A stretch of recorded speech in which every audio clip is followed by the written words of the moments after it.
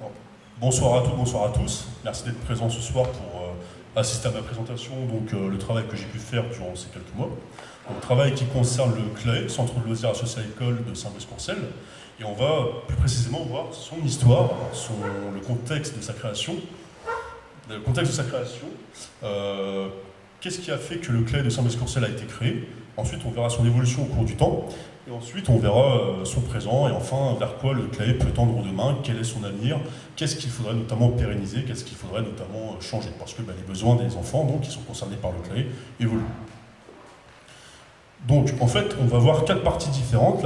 Donc, dans un premier temps, en fait, on verra les origines de la naissance des CLAE, leur développement sur le territoire français.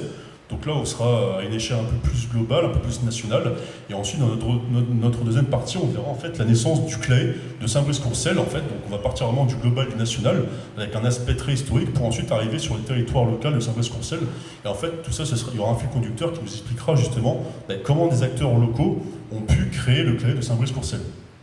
Enfin, dans notre troisième partie, on verra concrètement qu'est-ce que le CLAE aujourd'hui et quels sont notamment les constats qui ont pu être faits par différents acteurs que j'ai pu rencontrer, dont certains font partie sont ici présents ce soir. Et du coup, dans la quatrième partie, en fait, on verra comment est-ce qu'on peut penser le CLAE de demain au regard des besoins des enfants qui ont pu évoluer, notamment par rapport à la société qui elle-même a évolué. Mais avant de commencer, il convient quand même de définir ce que c'est qu'un centre de loisirs associé à l'école. Donc comme son nom l'indique, c'est un centre de loisirs, mais qui a la particularité d'être un projet associé à l'école. C'est-à-dire qu'il y a un rapport de complémentarité entre le centre de loisirs et l'école. C'est un projet qui se veut commun dans une logique d'éducation globale. L'éducation globale, c'est une notion qu'on développera plus en détail par la suite, mais concrètement, c'est l'idée que en fait, l'éducation de l'enfant, elle se fait durant différents temps de vie, pas uniquement au sein du domicile familial et pas uniquement au sein de l'école. Et en fait, le CLAE, évitez de toucher le fil, je l'ai mis, et en fait, excusez-moi, voilà, je vais m'éloigner. Et en fait, le CLAE, il a été créé dans une certaine logique. En fait, il y a une circulaire qui a été créée en 1973 qui pose les bases de ce que va être le CLAE. Et en fait, l'idée à la base, c'était que l'enfant a différents temps de vie, notamment des temps de loisirs. Et en fait, durant ces temps de loisirs, on s'est rendu compte de quelque chose à l'époque, c'est qu'en fait, il y a certaines inégalités sociales qui peuvent apparaître parce que les enfants, ils sont issus de plusieurs classes sociales. Et on s'est rendu compte justement que durant ces temps-là, les enfants des classes, on va dire, dites favorisées, en fait, avaient accès à une certaine culture, à certains loisirs auxquels n'avaient pas forcément accès les enfants de classes moins favorisées. Donc ça, c'était l'un des premiers constats qui a amené en partie à la création des CLAE. Mais ce n'est pas le seul. On était dans une société qui a beaucoup évolué. Il faut savoir qu'on était donc dans les années 70, fin 60 et début 70, et c'était un contexte particulier parce que c'était la période encore des 30 Glorieuses, qui ont donc eu lieu de 45 à 75. Et en fait, à cette époque, qu'est-ce qui s'est passé? Alors déjà, il y a eu une forte urbanisation dans notre société. Donc ça veut dire que les enfants, lorsqu'ils étaient dans leur temps libre, dans leur temps de loisir, ils étaient de moins en moins dans un contexte sécurisant. C'est-à-dire qu'avec l'urbanisation notamment, il y avait de plus en plus de trajets, de véhicules. Du coup, les enfants, ils étaient dans un contexte qui était moins sécurisant pour eux. Ça, c'est le premier point. Ensuite, le deuxième point, c'est qu'il y a eu l'augmentation de la professionnalisation des femmes durant ces 30 Glorieuses, qui a fait que maintenant, les femmes travaillent aussi comme les hommes, et du coup, les enfants, il faut bien que quelqu'un puisse les garder auprès de lui. Et enfin, un autre élément, c'est qu'on s'est également rendu compte qu'il y avait une augmentation du temps de trajet entre le lieu de domicile des parents et le lieu de travail. C'est-à-dire qu'il y avait une plus grande mobilité des adultes, et du coup, ça a amené que, logiquement, les enfants, il fallait forcément qu'ils soient quelque part. Et du coup, c'est dans tout ce contexte que les CLAE ont pu apparaître en France. Mais on va tout d'abord faire un petit point historique sur l'origine des CLAE. Et en fait, l'origine des CLAE, on la trouve à la fin du XVIIIe siècle, avec notamment les patronages religieux, donc catholiques pour la majorité. Et c'est grâce à ce monsieur, en fait, qu'on va voir le tout premier patronage apparaître en France. En 1799, il va créer l'œuvre de la jeunesse. Donc c'est un prêtre, Jean-Joseph Allemand, et à 27 ans, en fait, il va vouloir créer l'œuvre de la jeunesse, qui sera une œuvre d'assistance à l'apprentissage, avec la mise en place d'activités qui seront à la fois donc spirituelles, parce qu'on est dans un contexte religieux important, mais pas que, et également des activités qui sont culturelles et ludiques, et le jeu est au centre du dispositif. C'est pour ça qu'on considère que c'est une pédagogie nouvelle, parce que ce monsieur, il va vouloir vraiment s'appuyer sur le jeu comme support médiateur dans l'apprentissage des enfants, dans leur éducation en fait. D'ailleurs, c'est une citation de lui, la phrase du dessous, c'est « des lieux où l'on joue et où l'on prie ». Donc on a vraiment cette bidimension du côté religieux, moral et du côté vraiment apprentissage à travers des activités ludiques. Ensuite, on va avoir une loi importante qui va apparaître, et on verra pourquoi par la suite, c'est la loi de 1905, qui a été impulsée par Aristide Briand, qui était un homme politique, et en fait, cette loi-là, ça va être la césure entre l'Église et l'État, et du coup, à cette époque, on avait donc beaucoup de patronage catholique, et cette loi-là, elle va conduire à ce que beaucoup d'entre eux, pas tous, mais beaucoup de ces patronages catholiques vont devenir laïques, et elles vont prendre la forme d'associations de type loi 1901 à but non lucratif. Après, seulement 2 ans plus tard, on va voir la création du scoutisme religieux en Angleterre par ce monsieur qui est Robert Baden-Powell. En fait, en 1907, il va créer le scoutisme en revenant en Angleterre parce que c'était un militaire qui était sur le terrain. En fait, il était militaire au sein des colonies britanniques de l'époque, notamment en Inde et en Afrique du Sud. Et en fait, ce monsieur, il va observer les éclaireurs de terrain. Dans leur mission, il va se rendre compte que ces éclaireurs, leur travail d'observation, a un impact important dans la réussite de missions militaires. Ça, c'est le premier point. Mais le deuxième point, c'est que ce monsieur, en fait, il va également être formé à des méthodes de survie. Et le côté éclaireur, le côté observation et le côté survie vont être les bases principales de ce qui va devenir ensuite le scoutisme. Donc du coup, il va revenir en Angleterre en 1907, et à l'âge de 50 ans, en fait, il va vraiment créer le scoutisme. Il va notamment écrire un ouvrage, et cet ouvrage sera diffusé à travers le monde. Et du coup, à cette époque, on verra vraiment l'émergence de plein de scoutisme dans toutes les cultures, mais aussi dans toutes les religions. Et d'ailleurs, c'est 2 ans plus tard que le scoutisme va arriver en France. Alors tout d'abord un scoutisme religieux, il va arriver à Nantes, et ensuite, encore 2 ans plus tard, on aura le scoutisme laïque en 1911 avec la création des éclaireurs de France. Alors à l'époque, on est dans un contexte social particulier où l'égalité des hommes et des femmes n'est pas forcément de mise, et du coup, en fait, les femmes, à cette époque, elles ne pouvaient pas être scouts. D'ailleurs, certaines jeunes filles ont essayé d'intégrer le scoutisme en se faisant passer pour des garçons, avec plus ou moins de succès, quoi. Du coup, en 1921, donc 10 ans plus tard, on verra la création de la Fédération française des éclaireuses de France. Et en fait, ça ne va pas s'appeler le scoutisme, mais ça va s'appeler le guidisme, donc toujours laïque. Et en fait, ce sera exactement la même chose que le scoutisme, mais comme c'est les filles, en fait, on n'appelle pas ça le scoutisme, on appelle ça le guidisme. Voilà. Et du coup, après, il faudra attendre 40 ans à peu près pour que ces deux structures, qui sont vraiment similaires, mais vraiment version garçon, version fille, fusionnent ensemble pour former ensemble les éclaireuses et les éclaireurs de France, qui sera toujours donc un mouvement laïque, mais qui sera pour le coup mixte. Alors ensuite, on va voir la création des CEMEA, Centres d'entraînement aux méthodes d'éducation active. Alors pourquoi est-ce qu'on parle de scoutisme, pourquoi est-ce qu'on parle de patronage, pourquoi est-ce qu'on parle des CEMEA? Vous allez voir qu'il y a un lien en fait, qui existe entre tout ça. En fait, ce qu'il faut savoir, c'est que les CEMEA ont été créés donc, en 1937 par André Lefebvre et Gisèle de Failly. Alors ce sont les deux personnes qu'on voit vraiment à droite, mais on retient surtout le prénom de Gisèle de Failly dans la création des CEMEA. Mais voilà, c'est quand même tout un ensemble d'acteurs qui sont au cœur de ce projet-là. Et ce qu'il faut savoir, c'est que donc, cette dame-là, elle va être aidée par les éclaireurs de France, donc les scouts laïcs, et en fait, elle va également être portée par certaines valeurs d'éducation populaire et d'éducation nouvelle. Alors, l'éducation populaire, qu'est-ce que c'est? En fait, c'est un courant de pensée, c'est une vision du monde, en gros, qui consiste à dire que la personne doit s'émanciper, notamment de ses conditions sociales, parce qu'on est dans une société où il y a des inégalités entre les différentes classes sociales, et l'idée, c'est d'apporter aux personnes, notamment les plus défavorisées, la capacité d'avoir un rapport au monde conscient, de vraiment conscientiser le monde, de conscientiser son environnement, pour ensuite essayer de prendre du recul sur sa condition et vraiment essayer de s'élever au-delà de ses limites et vraiment d'essayer d'être acteur de son projet de vie, quoi. C'est vraiment toute une philosophie de vie, l'éducation populaire, c'est vraiment de partir des besoins de la personne, partir de ses capacités, de ses potentialités.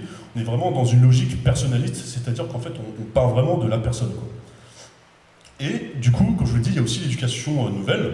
Et en fait, l'éducation nouvelle, c'est assez lié parce que là, pour le coup, on part vraiment de l'enfant, on part de ses capacités, de ses potentialités, mais aussi de ses désirs.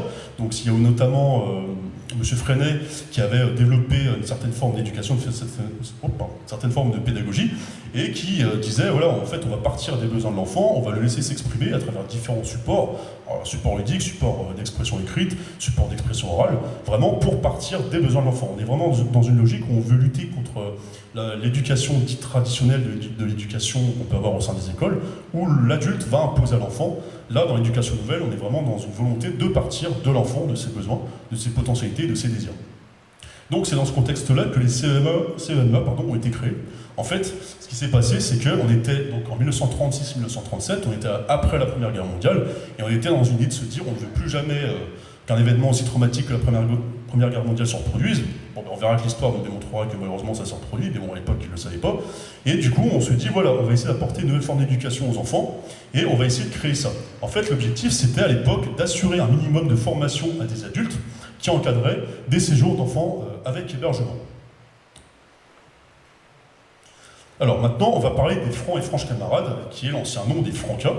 Alors pourquoi est-ce qu'on va en parler? Déjà, on va voir qu'il y a quelques points communs avec les Suédois, mais il y a aussi des différences. Les Francas ont été créés par ce monsieur, Pierre François, et à l'époque, en fait, ce monsieur, il était scout aux Éclaireurs de France. Et en fait, sous le régime de Vichy, il s'est vu confier la responsabilité des patronages laïcs, et en fait, à travers cette responsabilité-là, il s'est aperçu d'une chose, c'est que les adultes qui encadraient les séjours d'enfants sans hébergement manquaient de formation. Donc là, on retrouve un point commun avec les CNEA déjà, et du coup, il a vraiment voulu apporter une autre formation, sachant que ce monsieur donc était membre des Éclaireurs de France, il était scout, et du coup, il a vraiment voulu s'appuyer sur ses connaissances dans le scoutisme, mais pas que, il a aussi voulu s'appuyer sur le jeu comme support pour éduquer ces jeunes. Donc là, on retrouve ce que faisait déjà Jean-Joseph Allemand bien avant, hein, parce que là, on est en 1944, hein, Jean-Joseph Allemand, c'était en 1799, donc on a vraiment fait un bond en avant. Alors bien sûr, il y a eu d'autres acteurs qui ont été importants dans l'éducation, que je n'ai pas développé, notamment Rousseau avec son ouvrage de l'éducation, qui est en fait sous forme de symptômes. Mais voilà, je n'ai pas développé, alors, sachant qu'en plus ce monsieur, pour information, il avait 5 enfants, mais ils ont tous fini à l'orphelinat. Donc c'est assez ironique de se dire que ce monsieur a écrit des ouvrages sur l'éducation, mais bon, ça c'est tout. Et puis il y avait aussi, Émile Durkheim, mais Durkheim c'était notamment bien après Jean-Joseph Allemand, c'est pour ça que j'ai vraiment appuyé sur Jean-Joseph Allemand, comme vraiment personne, on peut dire, à l'origine de la création des Claës. Donc du coup, ce monsieur, Pierre François, il a créé les Francs et Franches Camarades, ancien nom des Francas, et en fait, pareil, alors, il a eu l'appui notamment aussi de Gisèle de Faye dans la création des Francas, c'est pour ça que je vous dis qu'il y a quand même des liens entre les deux, et vice-versa, Gisèle de Faye a eu de l'aide des Éclaireurs de France, ils ont vraiment passé du temps ensemble autour du table, à discuter ensemble de l'apport des loisirs dans l'éducation des enfants. C'est pour ça que je vous dis que c'est lié. Mais la particularité des Francas, enfin en fait il y en a deux par rapport au CNEA, c'est que les Francas ne se revendiquent pas de l'éducation nouvelle, même si dans les faits il y a de la pédagogie active, parce qu'en fait ce monsieur, lui, il est vraiment porté par l'idée que l'éducation nouvelle est vraiment importante dans l'éducation des enfants. Ça c'est un premier point. Et le deuxième point qui est distinct quand même, parce que du coup sur le plan officiel, on n'est pas dans l'éducation nouvelle, même si dans les faits il y en a. Le deuxième point, c'est que les Francas, c'est vraiment axé sur les centres sans hébergement, le centre loisirs sans hébergement des enfants. En fait, il y a vraiment une complémentarité entre les CNEA et les Francas. CNEA, c'est avec hébergement, les Francas, c'est sans hébergement.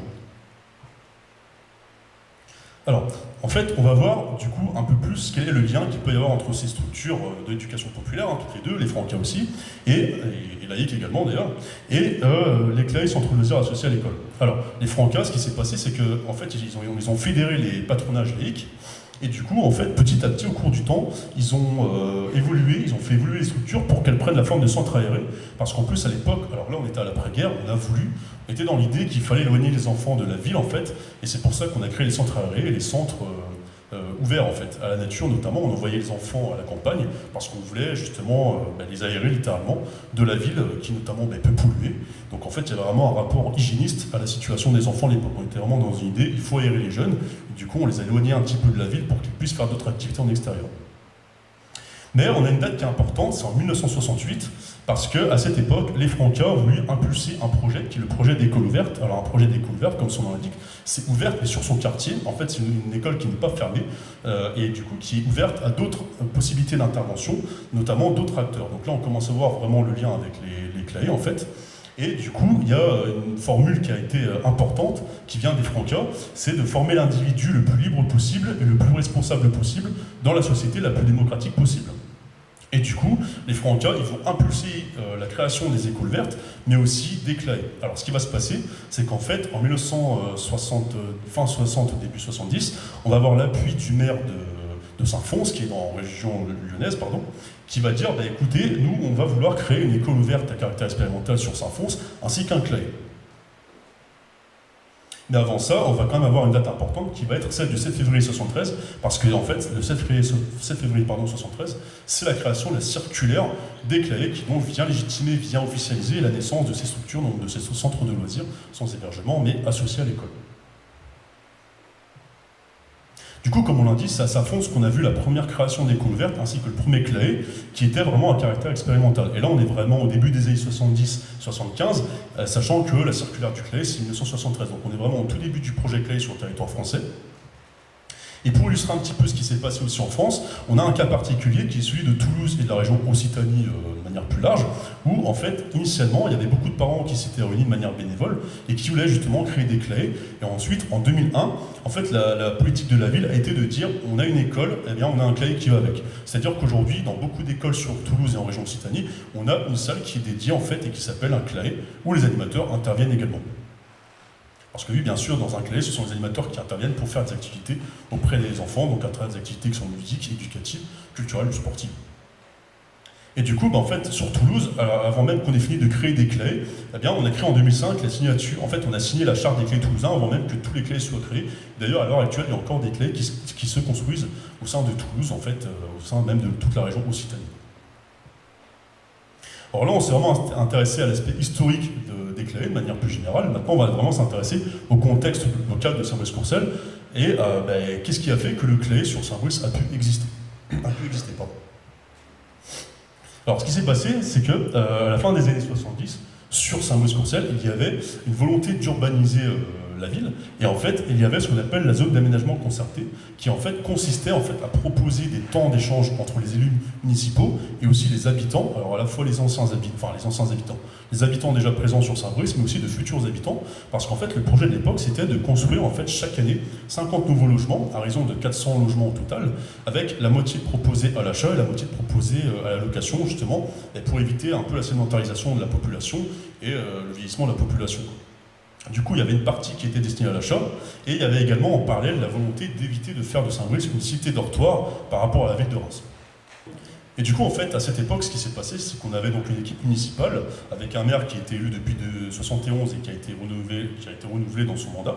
Et en fait, à l'époque, il y avait la volonté de créer un espace éducatif, et en fait, il y a un monsieur qui était élu municipal, qui était également instituteur et membre des CNEA, et c'était monsieur Marie-Jean Rougeron. En fait, il est tombé sur un ouvrage qui est Une école pour être heureux, et en lisant cet ouvrage, en fait, il a eu la volonté de créer une école différente, ouverte, et après, en faisant des recherches, il est tombé sur la circulaire du CLAE, et c'est comme ça que l'idée d'un CLAE sur Saint-Brice-Courcelles est apparue.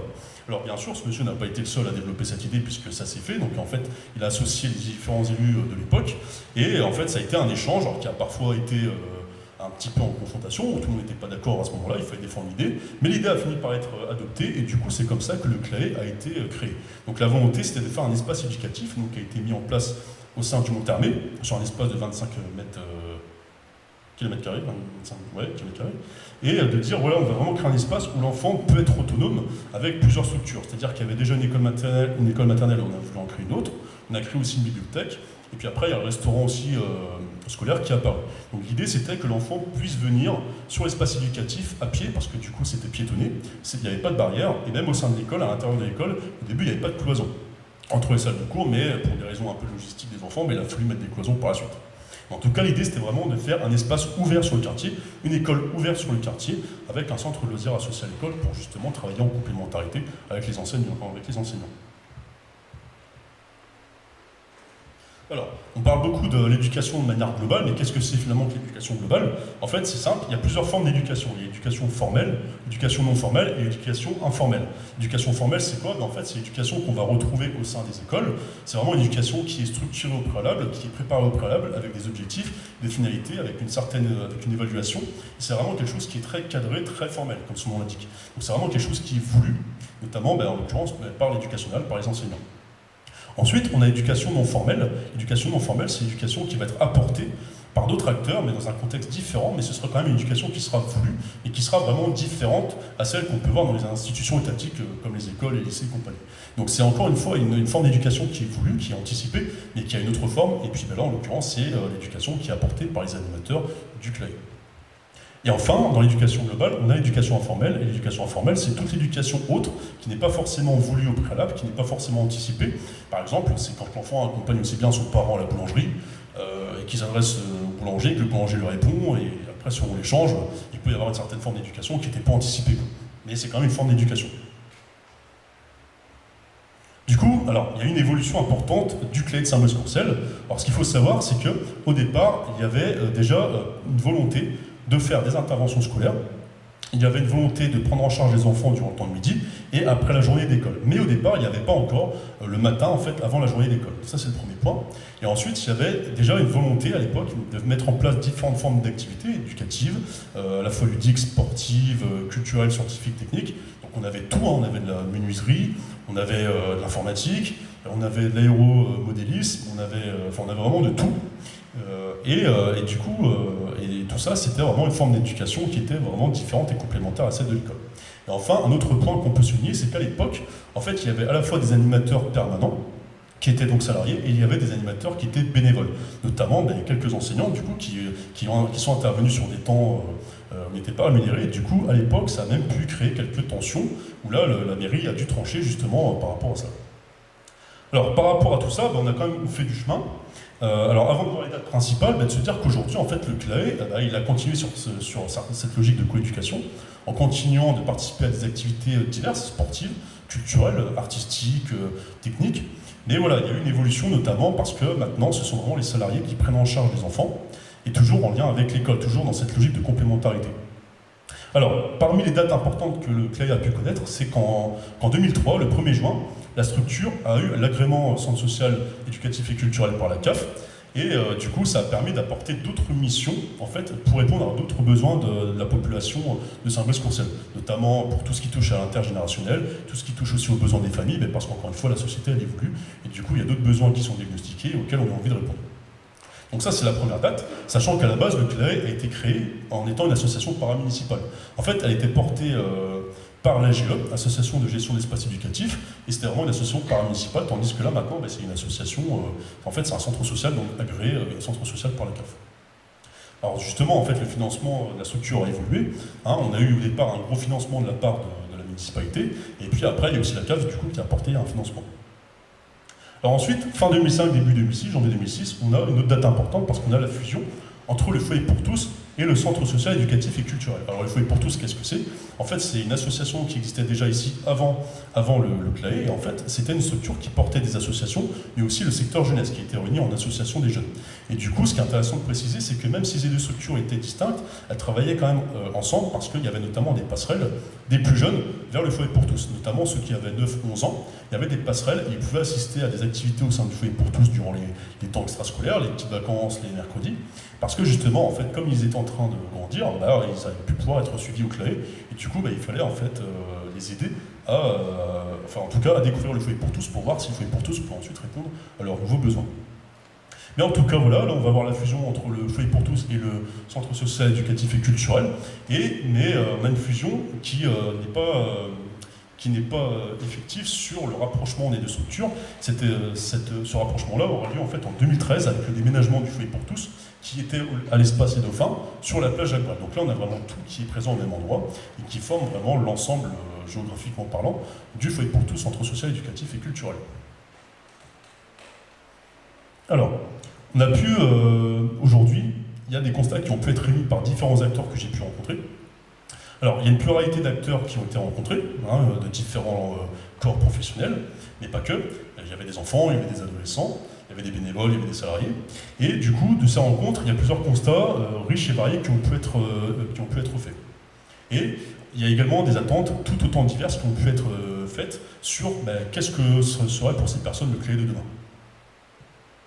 Alors, parmi les différents acteurs que j'ai rencontrés, donc il y avait des enfants, il y avait des jeunes. Alors, les jeunes, c'est-à-dire les adolescents, disons que j'ai rencontré des enfants, des préadolescents, des adolescents. Il y avait aussi des parents, il y avait aussi des élus de la municipalité, il y avait aussi des enseignants, de l'école maternelle et de l'école élémentaire. Il y avait aussi des professionnels et des bénévoles du centre social. Et enfin, il y avait des professionnels hors de la commune. Alors, qu'est-ce que ça veut dire? En fait, c'était des professionnels qui travaillent sur notamment des CLAE, mais pas sur Saint-Brice, à l'extérieur. Par exemple, une directrice d'un CLAE en région Occitanie, sur Toulouse, que j'ai pu interroger, ainsi que d'autres. Voilà. Du coup, toutes ces personnes, en fait, elles ont fait des constats. Et du coup, je les ai classés un petit peu par ordre de ce qui revenait le plus souvent. Alors, le premier, c'est que sur le CLAE de Saint-Brice-Courcelles, il y a un phénomène de ce qu'on appelle de banalisation, c'est-à-dire que, à un moment donné, qu'est-ce que le CLAE? Est-ce que c'est une structure à caractère éducatif pour les enfants? C'est pas forcément dans l'esprit de tout le monde. C'est-à-dire que, malheureusement, pour beaucoup d'acteurs, notamment des parents, le CLAE, c'est tout simplement un mode de garde. En fait, il y a un rapport qui est plutôt pragmatique au CLAE, c'est-à-dire qu'à un moment donné, l'enfant, il faut qu'il soit gardé parce que le parent travaille, les parents travaillent, et du coup, le CLAE sert un petit peu à ça. Alors après, est-ce qu'on peut l'en vouloir? Moi, je ne pense pas. C'est juste que c'est vraiment un rapport qui est pragmatique et qui, malheureusement, ne prend pas en compte toute la dimension technique autour du projet CLAE, c'est-à-dire la dimension éducative. Ensuite, un autre constat qui a été fait, qui revient souvent, c'est la perte du sens, c'est-à-dire qu'il y a des actions qui continuent d'être menées au quotidien par les animateurs actuels du centre social, mais c'est de se dire, finalement, ces actions, quel est leur but? Il y a des acteurs qui peuvent ne pas forcément identifier ces buts et de se dire que sur un long terme, la coéducation de l'enfant, l'éducation globale, en fait, elle aura un impact important sur le devenir du jeune. Ensuite, un autre constat qui est apparu, c'est la différence de culture relative aux conceptions de l'éducation. C'est-à-dire que parfois, peut-être que dans le langage, peut-être que pour une personne, l'éducation n'a pas le même sens que dans le langage d'une autre, et c'est peut-être de là que peuvent venir certains conflits qui peuvent apparaître. Ensuite, il y a également la notion de non-partage du projet, c'est-à-dire qu'à un moment donné, il y a des constats qui sont faits, qu'il y a un projet qui existe, donc ce projet d'éducation globale en concertation, en coopération entre les animateurs et les enseignants, mais ce projet n'est pas forcément partagé par tous. Et du coup, on peut se questionner sur comment réussir à rendre ce projet efficient si tout le monde ne s'engage pas dans ce projet-là. Ensuite, il y a également la notion de rapport de force, c'est-à-dire que dans l'idée de base, le projet d'un CLAE, c'est de travailler en complémentarité et conjointement avec des instituteurs, des enseignants, mais c'est de se dire qu'à un moment donné, il peut y avoir des rapports de force, donc plutôt d'être dans une relation côte à côte, on est dans une relation de dualité, avec une mise en face à face, et où les projets n'avancent pas parce qu'il y a des tensions qui peuvent exister. Ensuite, on a la question de la place des parents. En fait, les parents, ce sont les premiers éducateurs de l'enfant, mais on peut se questionner notamment sur leur place dans ce projet au quotidien et de se dire est-ce qu'ils sont suffisamment impliqués ou pas, et de se dire qu'est-ce que pourrait apporter l'implication ou plus d'implication des parents dans ce projet de coéducation. Ensuite, on est sur la coordination des temps en commun. Alors, qu'est-ce que ça signifie? Eh bien, il y a un constat qui est fait sur le souci de se coordonner en même temps entre enseignants et animateurs, de trouver vraiment des temps formels, plutôt formels, pour pouvoir constituer ensemble les projets. Parce qu'il y a souvent des échanges qui ont lieu, mais c'est vraiment plutôt durant des temps informels qui ne sont pas forcément suffisants et qui ne sont pas forcément suffisamment encadrés pour pouvoir travailler ensemble le projet. Ensuite, on a ce qu'on appelle la mobilité des acteurs, notamment, ça peut être du côté des animateurs, ça peut être du côté des parents, ça peut être du côté des enseignants. Alors les parents, ils changent, ils évoluent, parce que les enfants, ils grandissent, donc il y en a qui partent. Ensuite, du côté des enseignants et des animateurs, il y en a qui arrivent et il y en a qui partent, tout simplement. Il y a une certaine mobilité. Et du coup, le constat, c'est que cette mobilité, elle peut venir fragiliser justement le projet du CLAE, qui est un projet qui se veut sur un long terme. Enfin, il y a un autre constat qui est réalisé, c'est qui anime le projet.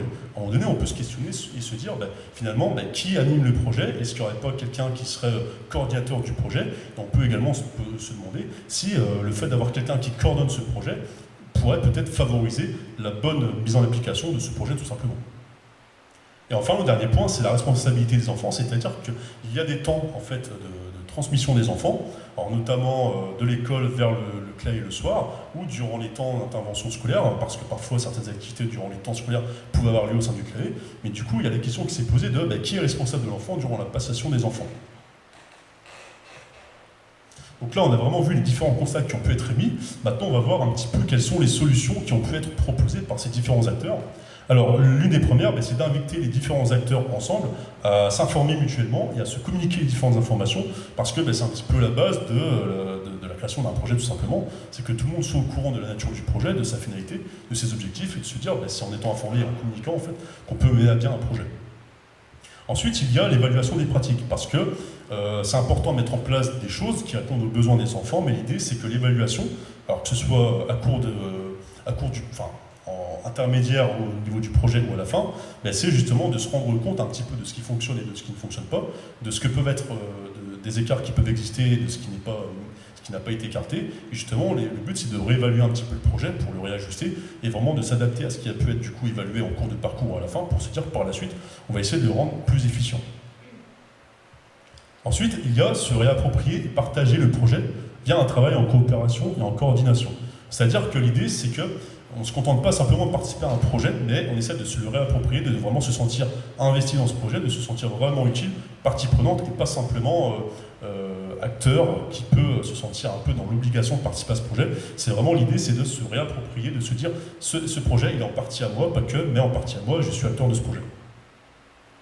Ensuite, on a favorisé ce qu'on appelle le continuum, c'est-à-dire qu'en fait l'enfant, une fois qu'il grandit, il continue d'avoir des besoins. Alors des besoins qui peuvent changer, qui peuvent évoluer, il a toujours des besoins, ça reste un être humain qui aura des besoins, et du coup c'est notamment de favoriser le continuum entre le CLAE, donc, parce que le CLAE a un certain âge comment dirais-je, les enfants, c'est pour les enfants, c'est pas pour les adolescents. Et une fois que l'enfant devient un adolescent, et se dire il a encore des besoins, et l'idée c'est d'essayer de favoriser l'accompagnement de ces enfants, qui sont devenus maintenant des ados, pour leur apporter des réponses à d'autres besoins qui viennent d'apparaître. Alors ensuite, on a le fait de s'organiser, de se coordonner sur des temps communs, de s'adapter. C'est-à-dire que par rapport aux difficultés de se coordonner sur des temps, c'est d'essayer d'anticiper ça et de se dire on va essayer vraiment de se trouver des créneaux pour se poser et pas uniquement d'échanger entre deux portes, et vraiment de prendre un temps formel pour pouvoir vraiment échanger, discuter dans un contexte qui sera vraiment favorable à toute discussion, à tout échange. Et enfin, l'idée c'est aussi de partager une histoire commune et la cultiver dans le temps, c'est-à-dire que c'est un peu en lien avec le fait de se réapproprier le projet, c'est de se dire, en fait on crée une histoire en commun avec des valeurs, avec une certaine culture qui est propre à nous, et de se dire que le CLAE c'est pas uniquement quelque chose qui existe sur le plan national, mais c'est quelque chose que nous on s'incorpore, qu'on prend pour nous vraiment, et qu'on le fait tel qu'on le voit dans notre façon de voir les choses, notre vision, et de se dire, en fait, voilà, on va vraiment créer une histoire, on va reprendre une histoire qui existe déjà, et essayer de la continuer, de la faire perdurer dans le temps, pour vraiment, justement, se sentir d'autant plus impliqué dans ce projet. Donc là, on va vraiment s'intéresser à la partie, un petit peu, vers quoi est-ce qu'on peut tendre pour le CLAE de demain. Dans un premier temps, on verra le rapport à l'environnement et au CLAE des différents acteurs que j'ai pu rencontrer, notamment leur perception sur le territoire et la dynamique partenariale qui peut être établie entre eux. Ensuite, on verra leur perception, la perception de tous les acteurs, y compris du centre social, vis-à-vis du centre de loisirs associé à l'école. Parce que justement, on est où en fait? Est-ce qu'on est dans un CLAE? Est-ce qu'on est dans un centre social? Est-ce qu'on nous fait pour tous? L'idée, c'est de partir d'un constat, mais finalement, est-ce que les différents acteurs arrivent à faire la différence entre tout ça? Et enfin, dans un deuxième temps, eh bien, on verra quelles sont les perspectives pour l'après. Alors, au niveau du côté de la municipalité, ce que moi j'ai pu constater, c'est qu'en fait, on a des promoteurs de l'éducation globale à une époque donc fondatrice. C'est-à-dire qu'en fait, on a vraiment des acteurs qui étaient impulsés par la volonté d'apporter à l'enfant une éducation différente, plutôt nouvelle, mais aussi complémentaire, qui vient compléter justement une forme d'éducation qui existe, mais qui n'est pas forcément suffisante. Et ensuite, il y a eu la mise en place du PEDT qui a permis d'apporter une certaine formalisation autour du projet de l'éducation globale et de se dire que ça vient légitimer d'autant plus le projet du CLAE. Du côté de l'éducation nationale, on a des promoteurs d'éducation globale parce qu'encore une fois, initialement, lors de la création du CLAE, donc on avait des élus municipaux, mais on avait aussi des instituteurs, on avait aussi l'inspecteur d'éducation nationale qui à l'époque a aussi apporté son soutien. Et du coup, on a vraiment cette importance, cette implication de tous ces acteurs-là qui a permis justement la création du CLAE. Alors ensuite, on a l'évolution de la formation des enseignants. Alors l'évolution de la formation des enseignants, ce qu'il faut savoir, c'est qu'en fait, auparavant, donc notamment dans les années 60, on avait beaucoup de directeurs de colonies de vacances qui étaient des enseignants. Alors qu'est-ce qui a expliqué ça? En fait, leur formation à l'époque était différente par rapport à maintenant. À l'époque, ils ont été sensibilisés à la pédagogie active, et ils ont été sensibilisés aussi à l'animation. En fait, ils avaient des formations, des stages théoriques et pratiques à l'animation, ce qui fait que pour beaucoup d'entre eux, c'était quasiment naturel en fait, après les temps scolaires, de prendre en charge les enfants, non pas en tant qu'instituteur, mais en tant qu'animateur. Et ça, c'est quelque chose qui a pu disparaître au cours du temps. Et pourquoi? Parce qu'en fait, la formation des enseignants en fait, a changé. Parce qu'avant, on avait les UFM, après, on a eu les ESPE, puis les INSPE. Et du coup, au sein de ces formations, en fait, on a nettement réduit le temps de formation et de sensibilisation à l'animation. Ensuite, sur le quartier de Saint-Brice-Courcelles, on a un autre constat que j'ai pu faire, c'est qu'on a deux écoles, mais on a aussi deux rapports à la coopération. C'est-à-dire qu'on n'a pas forcément la même culture dans les deux écoles autour de l'éducation globale de l'enfant. Ça, on peut le voir au quotidien, avec des projets qui, pour certains, sont pérennes, et pour d'autres qui sont mis en stand-by, en fait. Donc ça, c'est un autre constat, et de se dire, l'idée, c'est d'essayer de réimpulser ça, en fait, et de vraiment considérer qu'on a deux écoles. Alors ça reste l'éducation nationale, mais on a vraiment deux cultures internes qui sont différentes. Ensuite, au niveau du centre social, donc, il y a une évolution. C'est-à-dire qu'on est passé du CLAE vers le FPT-CSEC. D'ailleurs, on peut constater que le nom lui-même, en fait, il est assez significatif parce qu'en fait, CLAE, c'est un mot qu'on retient tous facilement, tandis que FPT-CSEC, c'est un truc qu'il faut l'apprendre par cœur pour le retenir. Et du coup, c'est de se dire, le CLAE, il y a une certaine complexité qui s'installe autour. C'est-à-dire qu'on peut se dire que le CLAE, il s'est un petit peu noyé dans le centre social global, c'est-à-dire qu'au départ on avait le CLAE sur la plage Chabrel, mais maintenant c'est plus que ça, le CLAE c'est l'une des composantes en fait de tout le centre social. Ça c'est le premier point. Par contre, un autre point moi, que j'ai pu constater par rapport au centre social, c'est qu'il y a une volonté constante des animateurs autour de cette éducation globale, qui est de se dire, bah ouais, c'est assez évident en fait que il y a une complémentarité, qu'il y a un réel besoin d'accompagner ses enfants au quotidien, pas uniquement durant les temps scolaires, mais pas uniquement non plus durant les temps de vie de famille, mais aussi à travers les activités proposées par le centre social, à travers le CLAE. Ça c'est un autre constat. Ensuite, un autre constat que j'ai pu faire, c'est quelles sont finalement les connaissances des animateurs sur leur propre culture. Enfin, je dis animateurs, mais aussi les autres salariés du centre social, parce que j'ai aussi pu constater que finalement, il y avait un petit peu un flou sur, quand on est au centre social, de se dire où est-ce qu'on est au FOI pour tous, est-ce qu'on est dans un centre social, est-ce qu'on est au CLAE. Et moi, mon constat, c'est que les différents acteurs qui travaillent au quotidien avec les enfants, avec la pertinence qui va avec, ont néanmoins un petit peu le flou autour de la distinction de toutes ces notions. Donc, excusez-moi. Et donc, en fait, je disais que le métier d'animateur, c'est un métier qui est mal considéré de manière générale, même en société, je veux dire. Et par exemple, moi, je suis éducateur spécialisé de formation, et dans ma formation, clairement, il y a des formateurs même qui dénigrent le métier d'animateur. Et c'est vrai que du coup, quand on sort de l'école, on part avec certains a priori quand on ne connaît pas. Et finalement, quand on rencontre le métier d'animateur, on se rend compte qu'il y a une grande technicité. D'ailleurs, il y a beaucoup de points communs avec le métier d'éducateur spécialisé. Ça, c'est le premier point. Mais ensuite, ce qui se passe aussi, c'est que j'ai pu, à travers mes recherches, en fait, discuter avec une dame qui a fait un texte et qui a fait une thèse sur les écoles ouvertes, et qui m'expliquait qu'en France, selon elle, si les CLAE n'ont pas pu être pérennes dans le temps, c'est en partie lié en fait au manque de considération d'enseignants à l'égard des animateurs. Du coup, on a pu échanger autour de ça. Moi, je lui ai dit qu'au sein de Saint-Brice-Courcelles, alors même si avec l'une des écoles c'est plus compliqué, avec l'autre, il y a quand même un travail qui peut se faire. Et du coup, on a échangé sur ça, et en fait, elle m'a dit peut-être que c'est lié justement en fait aux formations des animateurs, parce qu'en fait, on s'est rendu compte que les animateurs qu'elle avait rencontrés étaient moins formés que les animateurs de Saint-Brice-Courcelles. Et elle pense peut-être, alors ça reste une hypothèse, mais elle pense que du coup, ça peut être lié à la considération, au manque de considération de beaucoup d'enseignants vis-à-vis des animateurs en France, et que c'est peut-être l'une des causes, alors ça reste hypothétique, mais c'est intéressant de souligner ça, que c'est peut-être l'une des causes du fait que les CLAE n'ont pas pu être pérennes dans le temps, et même pour certains ont carrément disparu. Donc ça, c'est un autre point. Alors ensuite, là, on était vraiment du côté du centre social des animateurs. Maintenant, on va s'intéresser aux parents. Alors là, encore une fois, un autre constat que j'ai pu faire, c'est quelle distinction ils font entre le CLAE et le FPT-CSEC. Finalement, pareil, il y a un grand flou autour de ça. Et pour beaucoup, alors ils essaient d'apporter des réponses, mais c'est pas toujours... voilà, ça reste assez... voilà, vous avez compris. Et du coup, un autre constat, c'est leur rapport au CLAE. Alors là, ça a été intéressant, parce que le premier rapport, c'est un peu ce que j'ai dit auparavant par rapport aux parents, c'est qu'il y a un rapport pragmatique. C'est-à-dire, en fait, quand je leur demandais pourquoi leur enfant venait, la réponse était parce que je travaille. Voilà. Et, enfin, que mon compagnon, ma compagne travaille. Mais c'était vraiment un rapport où il faut garder mon enfant. Ça, c'est quelque chose qui est revenu quasiment tout le temps. Néanmoins, ce qui a été intéressant d'observer, c'est que plus l'enfant fréquentait le CLAE au cours du temps, et plus il y avait une prise de conscience de la part des parents sur deux points. Premièrement, sur le fait que l'enfant apprécie venir, et le deuxième point, c'est sur le contenu même des activités proposées aux enfants. C'est-à-dire qu'il y a beaucoup de parents qui disaient mon enfant aime venir, du coup il vient pas parce que j'ai besoin qu'il vienne, mais il vient parce qu'il a envie de venir. Et l'autre argument, c'était de dire en fait, il y a des activités qui apportent des choses aux enfants. Et il y a même des parents qui disaient, il y a un papa qui disait que parfois, alors au départ, quand son enfant venait au CLAE, c'était justement parce qu'il avait besoin de le garder. Mais après, il disait que des fois, ça lui arrivait d'attendre dans sa voiture que l'enfant finisse son activité parce que c'était quelque chose qu'il appréciait et que ça lui était bénéfique. Ça, c'était vraiment un point intéressant à découvrir. Ensuite, on peut observer au niveau des parents qu'il y a une dichotomie entre le contenu officiel de la formation des enseignants et la réalité. Alors qu'est-ce que ça veut dire ? Eh bien en fait, dans la formation actuelle officielle des enseignants, on leur explique clairement qu'ils doivent travailler avec les parents, parce que les parents, encore une fois, c'est le premier éducateur des enfants, mais dans les faits, apparemment, ça reste des recherches parce que j'ai pas fait de formation enseignant, mais apparemment, en fait, dans la réalité, les enseignants ne sont pas sensibilisés à cette notion de complémentarité avec les parents. Ensuite, au niveau des enfants et des jeunes, encore une fois, il y a toujours ce flou autour de la distinction entre le CLAE et le FOI pour tous, centre social, éducatif et culturel. Et il y a aussi un autre constat que j'ai pu faire, c'est le rapport au CLAE. C'est-à-dire, qu'est-ce qu'ils viennent faire finalement? Alors certains vont dire que, notamment pour les enfants, parce que les adolescents, ils viennent de leur propre chef, mais les enfants, c'est parce que pour certains, ils ont l'obligation, mais pour d'autres, c'est parce qu'ils aiment venir. Donc il y a quand même beaucoup ce rapport à l'appréciation du fait de venir, il y a vraiment un rapport qualitatif à leur présence.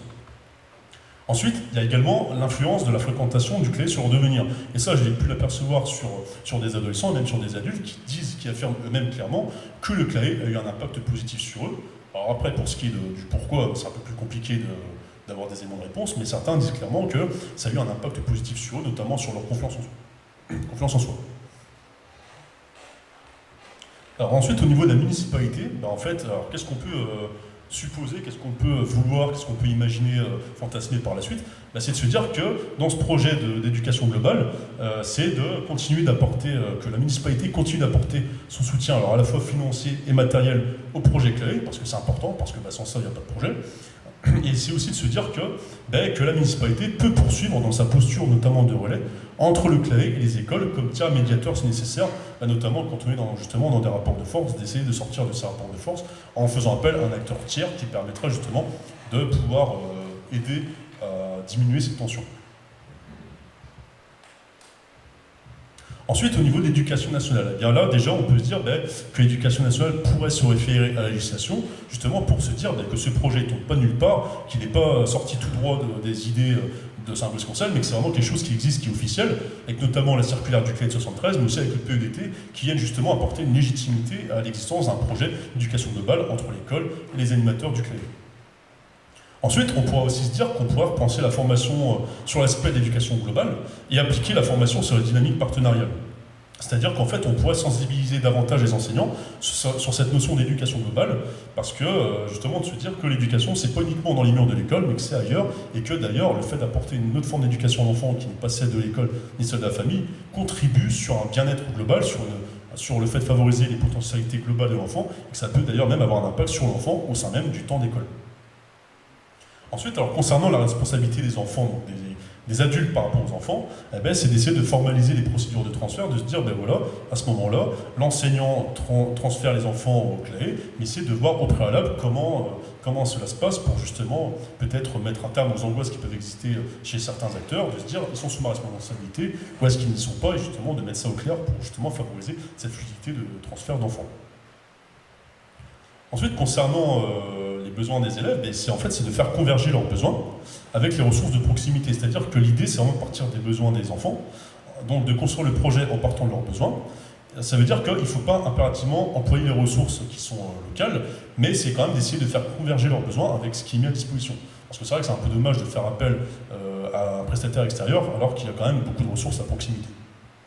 Notamment au centre social, habituellement, on a quand même beaucoup de ressources. Je veux dire, on a quand même la bibliothèque à côté, mais on a aussi les associations en interne. Je veux dire, il y a quand même beaucoup de personnes compétentes pour apporter des activités diverses à ces jeunes. Et enfin, l'idée, c'est aussi de favoriser la transmission de l'histoire entre les enseignants, parce que, notamment pour faire face à la mobilité des enseignants, c'est de se dire, voilà, même si l'enseignant part, il y a quand même une continuité, il y a quand même une transmission d'informations pour que, justement, l'enseignant qui arrive puisse prendre la relève et puisse continuer de participer au projet comme son collègue précédent. Ensuite, au niveau du centre social, alors l'idée c'est que il faudrait que tout le monde s'approprie l'histoire et la culture du CLAE et du territoire, parce que même si dans les faits les animateurs sont compétents pour agir au quotidien, l'idée de s'approprier l'histoire et la culture, déjà ça peut aussi créer un sentiment d'appartenance et de se dire il y a un réel sens derrière ce projet d'éducation globale. Et du coup, on arrive au point qui est important, c'est de valoriser les animateurs et de rendre leur fonction pertinente, notamment au niveau de leurs interventions, en informant et en communiquant. C'est-à-dire de les valoriser pour eux-mêmes, avoir le sentiment d'être valorisés, mais aussi de les valoriser au regard d'autrui, au regard des autres acteurs. Alors ça peut être les parents, ça peut être les enseignants. L'idée, c'est vraiment de rendre compte du mieux possible des compétences diverses des animateurs, et de montrer que ce ne sont pas juste des personnes qui font des jeux avec les enfants, tout simplement. Ensuite, l'idée, ce serait d'évaluer les pratiques via des bilans en cours de réalisation. C'est ce qu'on disait tout à l'heure, c'est de se dire qu'un projet est mis en place, mais finalement, pourquoi? Et le bilan, ça permet justement de se rendre compte de ce qui fonctionne, de ce qui ne fonctionne pas, et justement d'avoir vraiment connaissance de la réelle utilité de ce projet. Et enfin, pourquoi pas développer un CLAC, centre de loisirs associé au collège, parce qu'on est dans une logique de continuum par rapport aux enfants, parce qu'une fois qu'ils sont adolescents, ils ont d'autres formes de besoins, mais ils ont toujours des besoins. C'est-à-dire que du coup, ne pas laisser les enfants devenir des adolescents en étant démunis durant leur temps de loisirs, mais vraiment de se dire, il y a une continuité, les enfants deviennent des ados, mais ils ont encore des besoins, et du coup, c'est d'essayer de répondre encore une fois à tous leurs besoins. Maintenant, au niveau des parents, l'idée ce serait de continuer à les informer, notamment lors de temps conviviaux, et c'est vraiment de leur montrer qu'est-ce qui se fait concrètement durant les temps d'intervention scolaire, périscolaire, extrascolaire des animateurs, pour vraiment qu'ils puissent prendre conscience que le CLAE, c'est pas uniquement, c'est pas une garderie, mais que c'est vraiment un temps de prise en charge à caractère éducatif. Ensuite, c'est de rappeler la légitimité de la place des parents dans l'éducation globale, c'est-à-dire que les parents, ils connaissent leurs enfants mieux que personne, parce que ce sont leurs parents, et de se dire qu'en apportant des connaissances diverses sur leurs enfants aux animateurs, aux instituteurs, ça permet notamment de mieux comprendre ces enfants, et du coup, ça permet de mieux les prendre en charge au quotidien. Et enfin, de considérer les parents comme de potentielles personnes ressources dans le cadre d'intervention scolaire, c'est-à-dire que les parents, ils ont aussi des compétences, et pourquoi pas solliciter leurs compétences, ce qui d'ailleurs leur permettrait notamment de se sentir investis et de se dire, effectivement, en fait, je me mets un peu à la place d'un animateur, je ne prends pas sa place, mais je peux savoir ce que c'est que d'intervenir, et de se dire que là, encore une fois, ça permet de les informer vraiment sur ce qui est mis en place au quotidien par le CLAE, et de se dire que, en fait, non, ce ne sont pas uniquement des temps occupationnels, mais c'est vraiment des temps qui visent à apporter des éléments éducatifs aux enfants.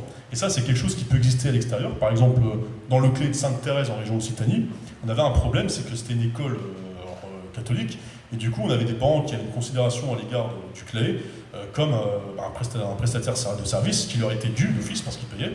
Et du coup, l'idée de la directrice, ça a été en fait de montrer davantage aux parents ce qui était mis en place en interne pour que justement leur relation et leur regard changent. Et effectivement, d'après la directrice, ça a permis d'améliorer les relations entre les animateurs et les parents, et ça a vraiment permis d'apporter des connaissances aux parents, du contenu, et de se dire effectivement il y a une certaine pertinence et je dois avoir un certain respect pour l'intervention de ces professionnels. Du coup, du côté des enfants et des jeunes, ce qu'on pourrait se dire, c'est qu'on pourrait construire un outil permettant à terme d'évaluer l'impact social et justement de se dire que tout ce qui est mis en place, ça ne sert pas à rien et c'est que ça a des effets sur le long terme. Alors ça a des effets sur à différents termes, hein. Ça a des effets sur le court terme, le moyen terme, mais aussi le long terme. Et justement, l'idée, c'est de se dire, le projet qui est mis en place, en fait, ça permet de contribuer à l'émergence d'un citoyen affirmé, complet, qui a pu justement se voir valoriser, notamment au niveau de ses potentialités, grâce à un accompagnement qui partait vraiment de ses besoins. Ensuite, on pourrait penser à continuer à favoriser la participation active des enfants, parce que là, encore une fois, on en arrive à l'éducation nouvelle, en fait, où on se dit, on parle vraiment des besoins des enfants, on ne veut pas imposer aux enfants des choix, alors ça ne veut pas dire pour autant qu'il faut les laisser libres de tout choisir, mais essayer de leur apporter un cadre rassurant et sécurisant, mais en leur permettant vraiment de faire des choix, de partir de leurs besoins et de leurs capacités. Et enfin, se dire qu'on peut poursuivre et renforcer le continuum via les passerelles, justement, comme on l'a dit tout à l'heure avec un CLAC, et également avec le secteur jeunesse du centre social, où justement, on a souvent des adolescents d'ailleurs qui sont issus d'accompagnement proposé par le CLAE. Donc voilà, ce qu'il faut retenir en gros, c'est qu'on a vraiment, au sein du CLAE de Saint-Blaise-Courcelles, des valeurs qui sont constantes. On a un certain fil conducteur, c'est-à-dire que même si la structure a évolué, on retrouve quand même des éléments très similaires entre le CLAE d'aujourd'hui et le CLAE d'hier, c'est-à-dire qu'on a toujours une volonté de participer à une éducation globale à travers des supports qui sont un peu des prétextes à l'éducation des enfants, donc qui sont notre forme d'éducation, une forme d'éducation qui est non formelle, mais qui est vraiment appuyée sur des activités ludiques, plaisantes pour les enfants, sportives, artistiques, techniques, scientifiques, et de se dire que ça, c'est vraiment une forme d'éducation complémentaire à ce qui peut être transmis au sein de l'école ou au sein de la famille. Ensuite, ce qui a pu être constaté au final, c'est qu'on a vraiment une évolution de l'environnement sociétal autour du CLAE, et du coup, c'est un gage d'une mise à l'épreuve de sa pérennité, de son utilité. C'est-à-dire que le CLAE il est dans un contexte qui change au cours du temps, et il faut vraiment prendre en considération ces évolutions pour les anticiper et pour vraiment adapter les différents besoins des enfants qui sont accueillis. Et enfin, du coup, le CLAE, c'est quoi? C'est tout simplement une existence qui est nécessaire pour avoir un regard sur la place de l'enfant au sein de la commune. C'est-à-dire que là, vraiment, l'idée, c'est que l'enfant, il est vraiment considéré, il y a vraiment une considération de l'enfant comme être en devenir, comme être avec des potentialités, des capacités, et c'est finalement les citoyens de demain. Voilà. Donc, merci pour votre attention. Alors,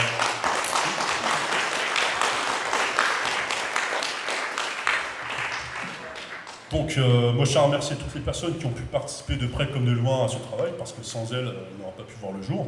Donc, parmi ces personnes, il y en a beaucoup parmi vous, donc merci à vous. D'ailleurs, je souhaite vous dédier aussi ce travail au passage. Et d'ailleurs, cette présentation, c'est un petit peu, on va dire, le sommet de l'iceberg, c'est-à-dire qu'il y a beaucoup d'autres données que je n'ai pas pu mentionner d'ailleurs, mais qui seront, il y aura une trace en fait écrite que je suis en train de construire, qui prend du temps un peu, mais de se dire, voilà, si jamais vous voudrez avoir d'autres informations, je pense que plus ou moins en long terme, ce sera à court terme, on va essayer, mais qui sera mis à votre disposition si vous avez vraiment une curiosité par rapport à ça. Et du coup, pour finir, on a retrouvé en interne des photos. Ça a été d'une facilité absolue à trouver. Pas. Du coup, et là, on remarque que ça, c'est d'époque. Voilà. Du coup, on voit pas trop bien par contre. Donc là, c'est l'inauguration du CLAE avec le lâcher de ballon. Il y avait déjà Gaël à l'époque, je pense. Non. Presque. Donc ouais, par contre, on voit pas très bien. Donc là, c'est encore l'inauguration du CLAE avec les ballons. Donc là, en fait, c'est la même pancarte qu'il y a actuellement. Et là, donc, on est en 1900. Oui, le CLAE, il a été créé en 1982, 83, 82. Donc là, il y a le hôtel. Donc là, c'est le restaurant scolaire. On voit pas très bien. Donc là, c'est pour le restaurant scolaire. Donc, si jamais il y en a qui veulent rajouter des éléments par rapport à... Hein? Alors, en plus, cette photo, j'ai essayé de la rendre plus claire, mais du coup, bah, là, c'est un peu raté. En fait, c'était avant les travaux, c'était au-dessus, bah, là où il y a la salle de réunion, de réunion. Donc là, c'est l'actuelle médiathèque.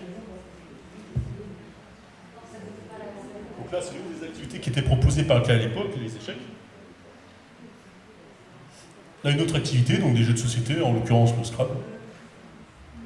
Donc là, avant, il y avait une serre. Qu'est-ce que vous voyez ?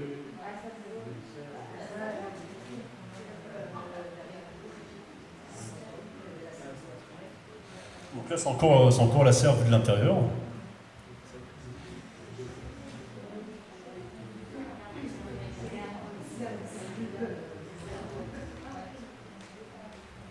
Donc là, c'est une vue aérienne.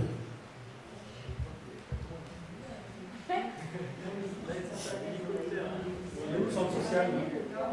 C'est le carré. On voit un carré au milieu, je voulais pas. Ah oui. Donc c'est le parc. Ouais. Ah ouais. Donc là, c'est de l'aéromodélisme.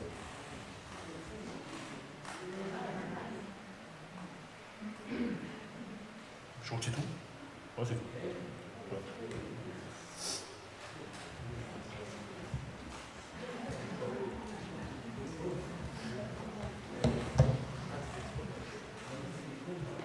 Merci Florian, merci beaucoup. Merci. Ouais, merci.